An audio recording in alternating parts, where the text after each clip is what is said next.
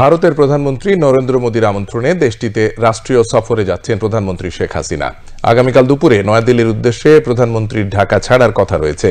BJP নেতৃত্বাধীন জোট টানা তৃতীয়বারের মতো সরকার গঠনের পর ভারতে কোন সরকার প্রধানের এটি প্রথম দ্বিপাক্ষিক সফর। প্রধানমন্ত্রী প্রেস উইং এর এক সংবাদ বিজ্ঞপ্তিতে জানানো হয়েছে, দুদিনের সফরে ভারতের প্রধানমন্ত্রীর সঙ্গে দ্বিপাক্ষিক বৈঠক করবেন শেখ হাসিনা। সফরকালে উভয় দেশের মধ্যে বিদ্যমান দ্বিপাক্ষিক সম্পর্ক আরও জোরদারে বেশ কিছু চুক্তি ও সমঝোতা স্মারক স্বাক্ষরিত হবে। এছাড়া একটি সম্ভাব্য বাণিজ্য চুক্তির বিষয়ে আলোচনা হবে বলে আশা করা হচ্ছে। সফরের দ্বিতীয় দিন নয়াদিল্লির রাষ্ট্রপতি ভবনে প্রধানমন্ত্রী শেখ হাসিনাকে আনুষ্ঠানিক সংবর্ধনা প্রদান করা হবে।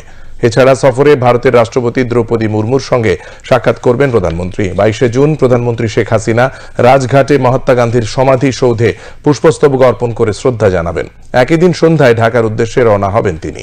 2 সপ্তাহেরও কম সময়ের মধ্যে ভারতের রাজধানীতে প্রধানমন্ত্রী শেখ হাসিনার দ্বিতীয় সফর এটি। এর আগে গত 9 জুন তিনি ভারতের প্রধানমন্ত্রী নরেন্দ্র মোদীর আমন্ত্রণে নয়াদিল্লিতে তাঁর শপথ গ্রহণ অনুষ্ঠানে যোগ দেন।